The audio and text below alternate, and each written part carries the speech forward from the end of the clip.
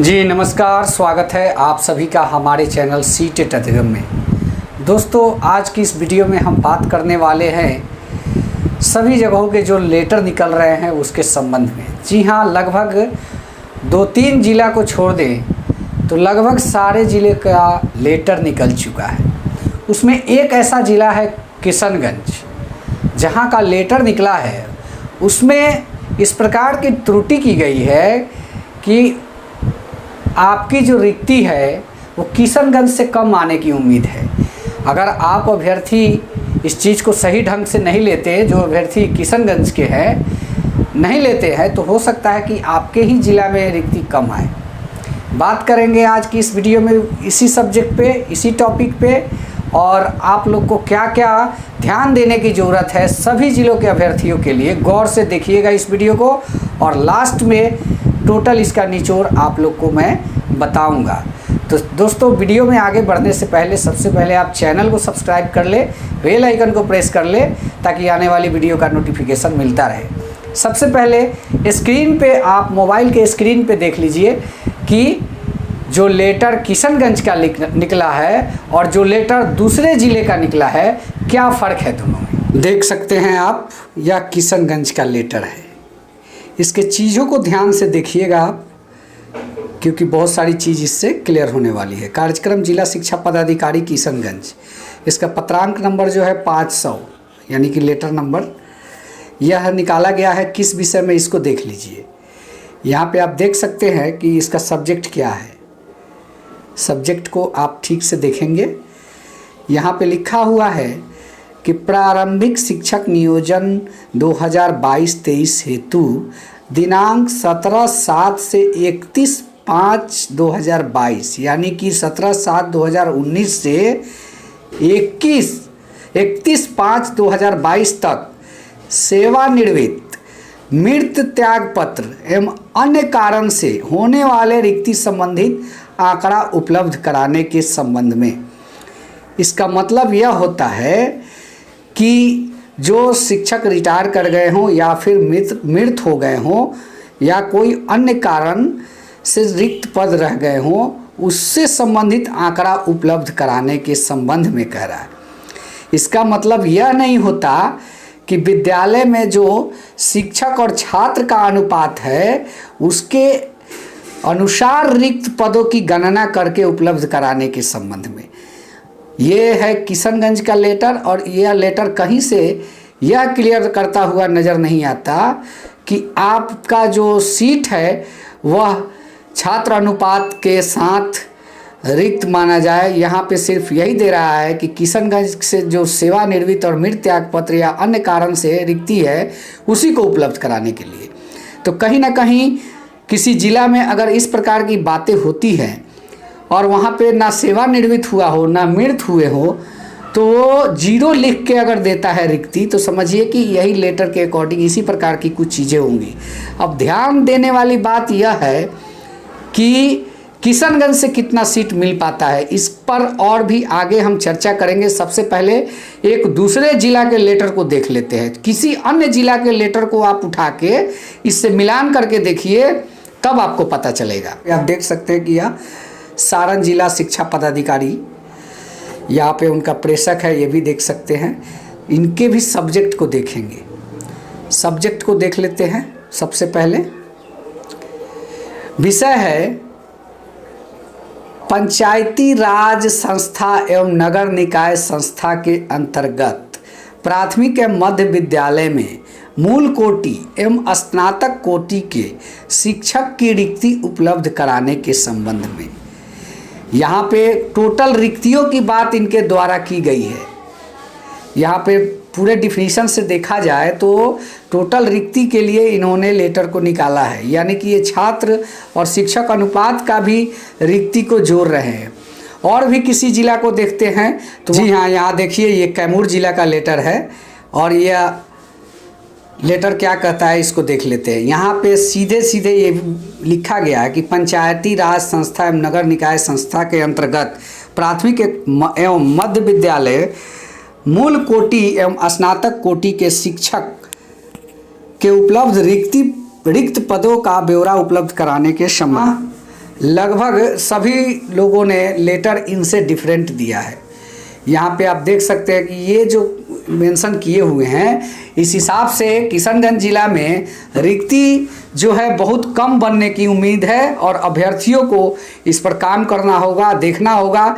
हो सके तो यथाशीघ्र किशनगंज के डीओ साहब से मिले और दूसरे जिला के लेटर को उनको दिखाए कि सर इस प्रकार से लेटर को निकाला गया है। और यही प्राइमरी डायरेक्टर जो हैं, जो रवि प्रकाश सर, उनके द्वारा भी उसी हिसाब से लेटर निकाला गया है। लेकिन आपने जो निकाला है वो डिफरेंट क्यों निकाला है? इसके अनुसार जो है हो सकता है कि रिक्तियों की संख्या कम पड़ जाए और हम लोगों के लिए बहुत ही घातक साबित होगा। इसका बहुत सारा प्रभाव भी पड़ेगा जो मैं बता रहा हूँ। जी हाँ, अभी तक आप इस लेटर को देख चुके होंगे और समझ चुके होंगे कि इस लेटर में क्या कमी है। जी हाँ, किशनगंज के लेटर में यह कमी है कि वहाँ पे जो रिक्ति मांगी गई है वो वैसी रिक्ति जहाँ पे शिक्षक या तो डेथ हो गए हैं या रिटायर्ड हो गए हैं या फिर किसी कारणवश नौकरी को छोड़ के चले गए हैं या फिर अन्य। लेकिन उसमें इस प्रकार की कोई चीज़ें मेंशन नहीं है, जैसे कि आप मान के चलिए कि छात्र शिक्षक का अनुपात जो होता है उस चीज़ को उस लेटर में मेंशन नहीं किया गया है।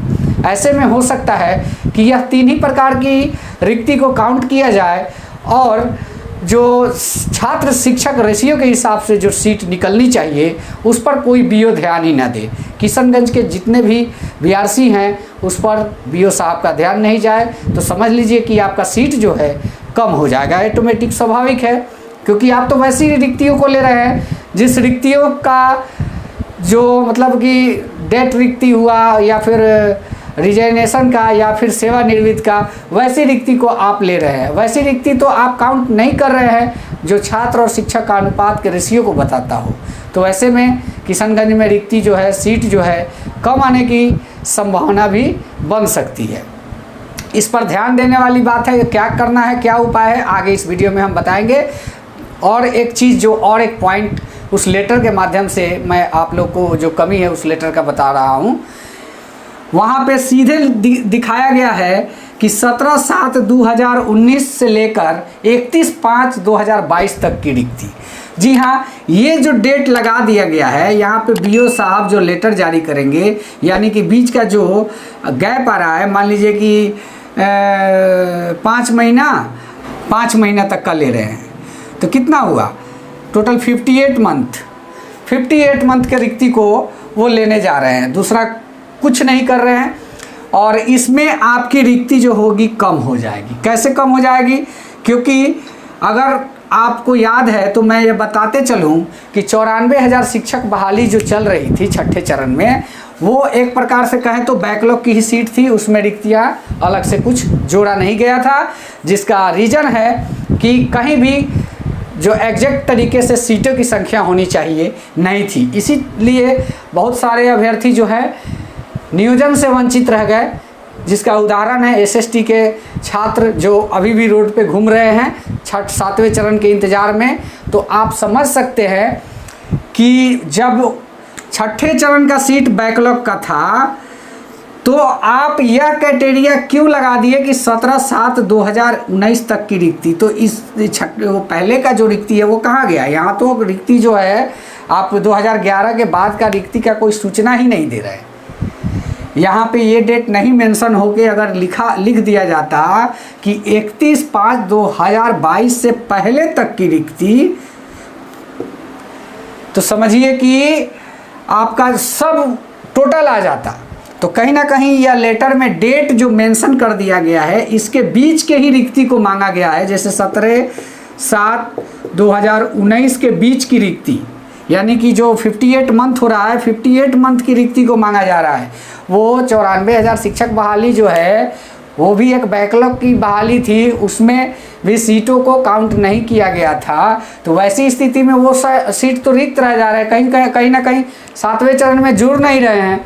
इसलिए आप लोग एक बार किशनगंज के डीओ साहब से मिलिए और इस बात को रखिए कि सर रिक्ति का कहीं ना कहीं हम लोग को थोड़ा सा इशू लग रहा है, उसको आप ठीक से देख लीजिए।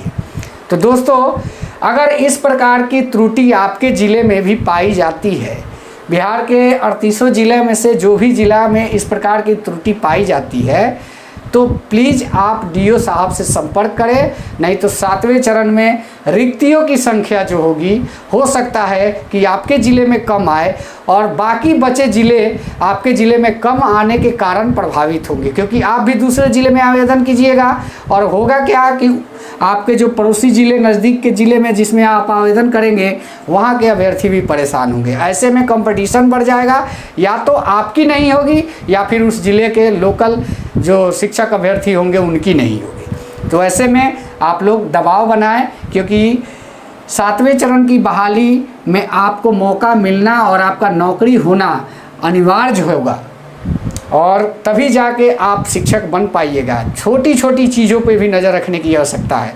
तो दोस्तों, आज का यह वीडियो कैसा लगा प्लीज़ आप कमेंट के माध्यम से बताएं और चैनल को ज़्यादा से ज़्यादा सब्सक्राइब करें, ताकि ऐसी ये बारीक पॉइंट जो हैं, छोटी छोटी चीज़ें जो हैं जिससे बड़े फ़ायदे हो सकते हैं, वैसी भी वीडियो आपको मैं अपने चैनल के माध्यम से प्रदान करूं। धन्यवाद। जय हिंद। वंदे मातरम।